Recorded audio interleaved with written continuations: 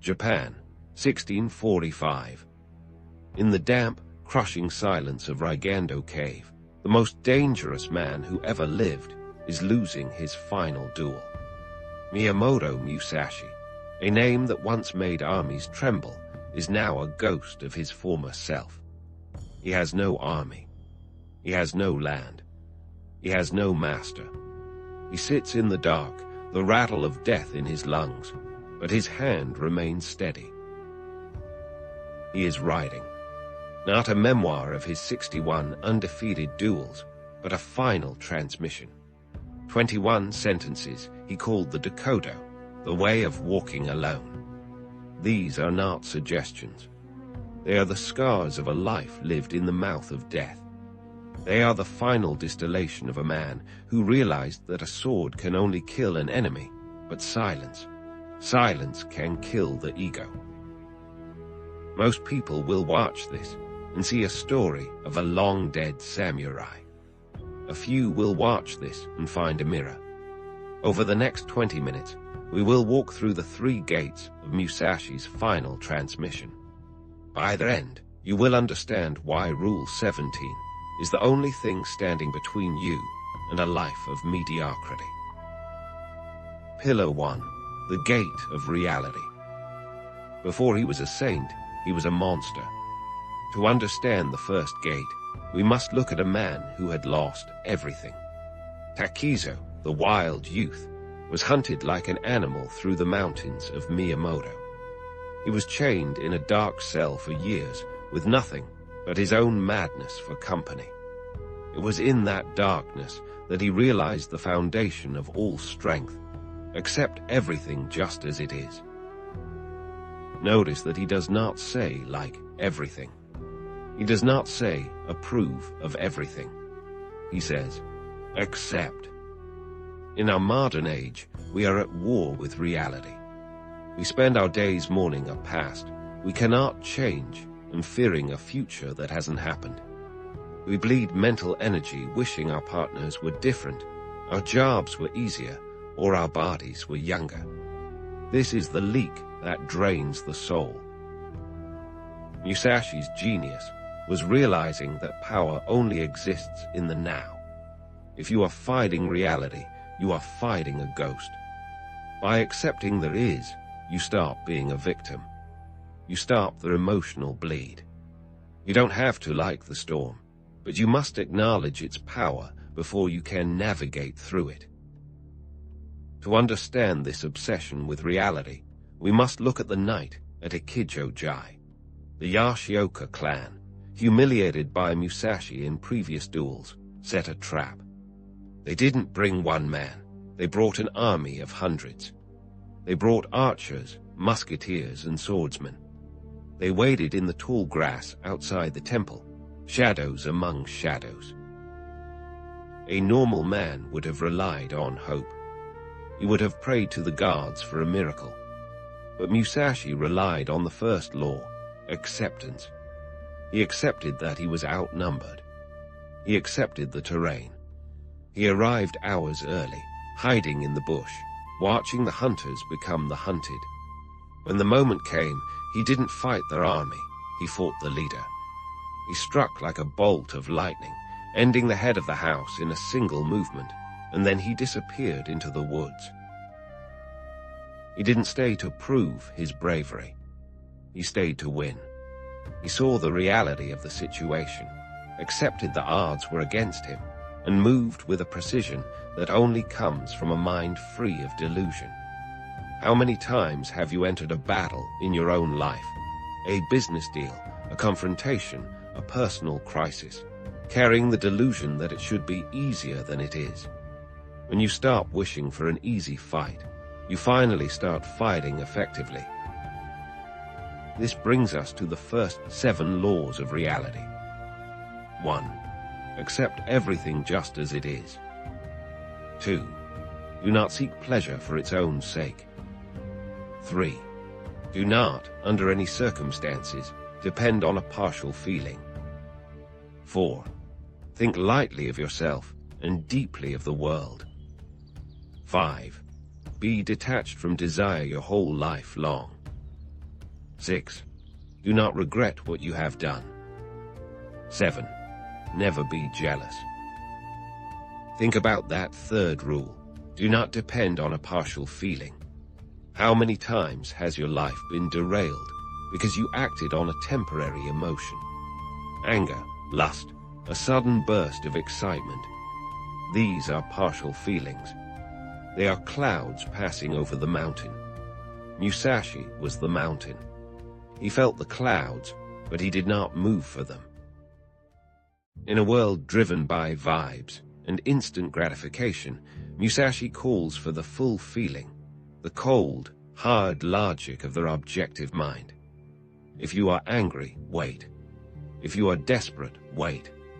If you are infatuated, wait. Do not let the ripples on the surface of your heart dictate the direction of your life. And then, Rule 4. Think lightly of yourself and deeply of the world. This is the ultimate antidote to the narcissism of the modern age.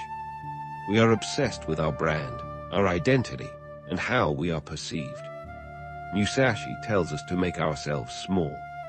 If you are small, you have no target for the world to hit. But while you think lightly of yourself, you must observe the world with microscopic intensity. Know the terrain. Know their enemy. Know the rhythm of the seasons. The man who is obsessed with himself is blind to the tiger in the grass. Pillar 2. The Gate of the Void. By middle age, Musashi was a living legend. He had survived the Yashioka clan, where he fought dozens of men at once. He had survived the forests, the mountains, and the battlefields. Lords offered him gold beyond measure. Famous schools begged for his name. Beautiful women offered him a life of peace. Yet, he turned it all away. He chose to sleep under the stars and eat whatever the forest provided. He wasn't being a martyr, he was protecting his freedom. This is the gate of the void. In our era of hyperconsumption, Precept 8, do not seek pleasure for its own sake, is a revolutionary act. Musashi wasn't a masochist. He was a master of his own neurochemistry. He understood that when you chase pleasure, you become its slave. You become predictable. You become weak. If someone can tempt you with comfort or threaten you with its removal, they own you. This is the hedonic treadmill. The more you have, the more you need just to stay level. By practicing detachment, Musashi was making himself unleverageable. Detachment is not the absence of emotion, it is the mastery of it. Musashi speaks of partial feelings. These are the flickers of ego that tell you that you are special, that you deserve more, or that you have been wronged. Think deeply of the world, he says. When you look at a mountain, does it care about your reputation? When you look at the sea, does it bow to your status? The world is vast, ancient, and indifferent. By making yourself small, by thinking lightly of yourself, you align yourself with the truth of the universe. You become like water. You can fill any vessel. You can flow around any obstacle. This is why he says to be indifferent to where you live. If your spirit is anchored to a specific house, a specific city, or a specific lifestyle, you are a prisoner. Your enemies know exactly where to find you. But if home is the space between your own ribs, you are untouchable. You carry the northern silence with you, whether you are in a palace or a gutter. Consider the 9th rule. Resentment and complaint are appropriate neither for oneself nor others. Complaining is the voice of the powerless. It is an admission that you have no control over your environment. Musashi lived in a world of blood and betrayal, yet he never complained. He simply adjusted. He changed his stance. He moved with the world rather than screaming at it. When you complain, you signal to the universe and to your enemies that you are being broken. Silence is the armor of the strong. If you are suffering, suffer in silence. If you are failing, fail in silence. Then, correct the path. 8. Never be saddened by a separation. 9. Resentment and complaint are appropriate neither for oneself nor others. 10. Do not let yourself be guided by the feeling of lust or love. 11. In all things have no preferences. 12. Be indifferent to where you live. 13. Do not pursue the taste of good food. 14. Do not hold on to possessions you no longer need. Look at Rule 10. Do not let yourself be guided by the feeling of lust or love. Musashi did not say, do not feel. He said, do not be guided. He had seen the greatest warriors fall because they prioritized a woman, a family, or a comfort over their duty. To walk alone means that your compass must be internal. If you are guided by your heart, you are a leaf in the wind. If you are guided by your code, you are the wind itself. And Rule 14. Do not hold on to possessions you no longer need. Look at your room. Look at your digital life. Look at the clutter in your mind. Every possession is a tether. Everything you own is something you have to protect, clean, and worry about.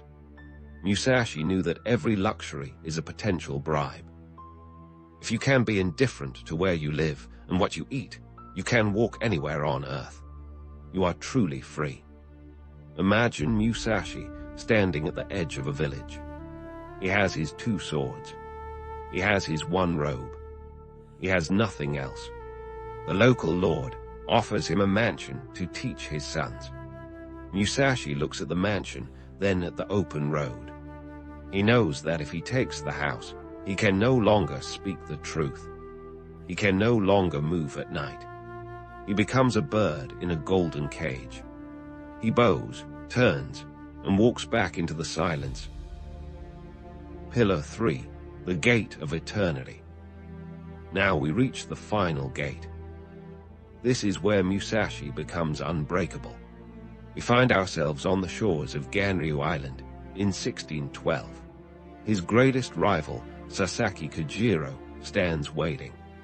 Kojiro is a master of technique. His sword, the drying pole, is long and sharp.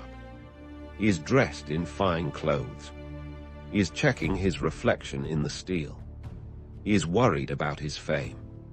He is worried about his life. Musashi arrives late.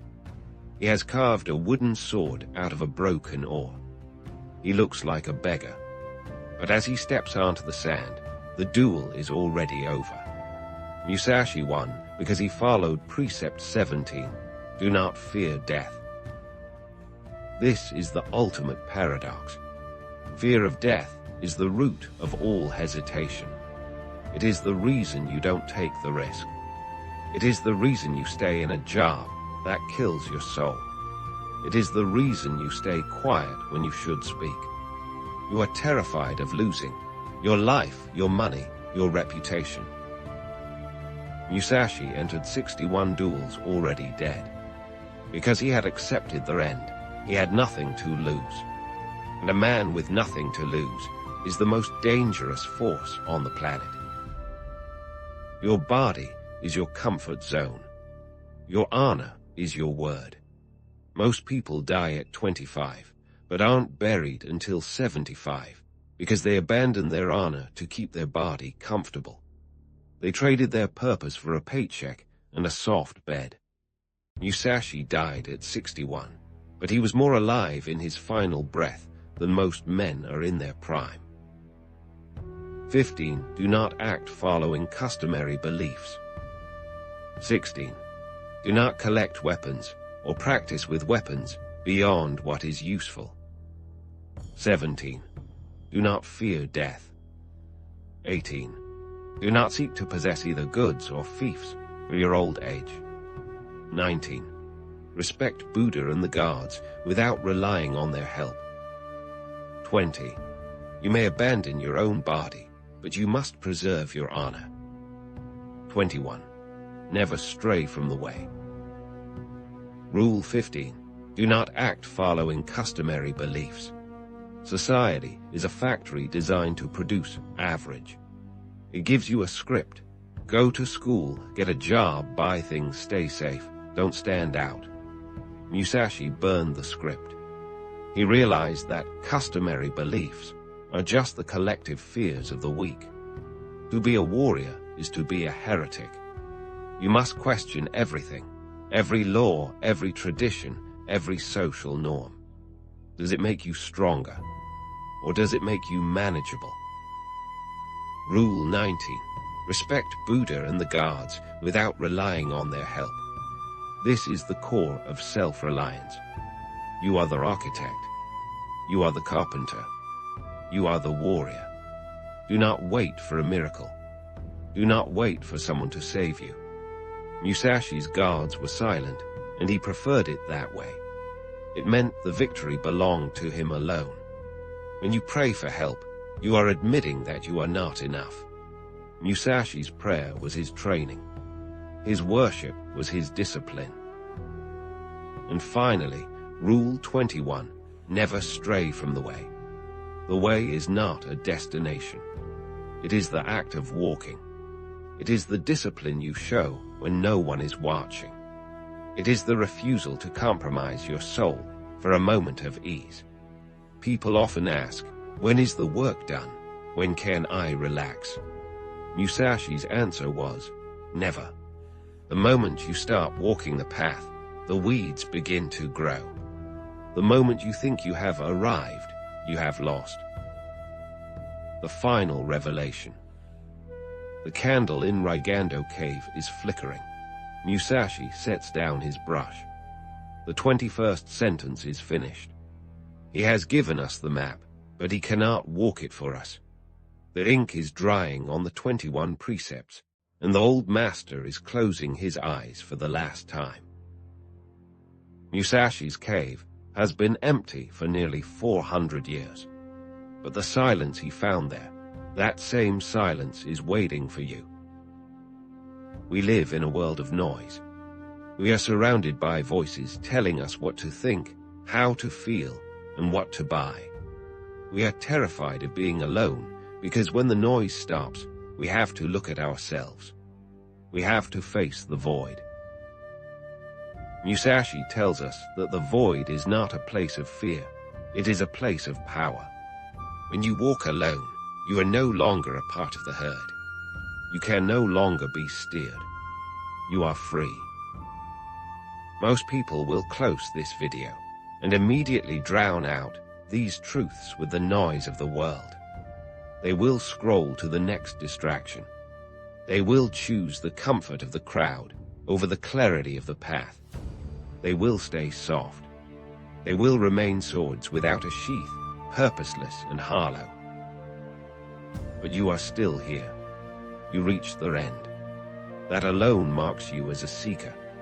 It means you have the attention span that 99% of the world has lost. It means you are ready for the burden of freedom.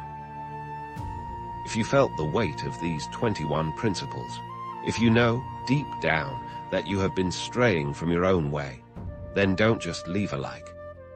Leave a mark. Comment the number of the precept that cut through your armor today. Let the others know they aren't the only ones walking in the dark. Tell us why Rule 4, Rule 10, or Rule 17 is the one you need to survive your own battle. By writing it down, you make it real. You begin your own dokkodo. And if you seek a place where the noise of the world is traded for the strength of the void, join us. Subscribe to the Northern Silence. We don't offer shortcuts. We don't offer comfort. We only offer the path. The scroll is finished. The master is gone. Now your life begins. Walk it alone. Walk it well.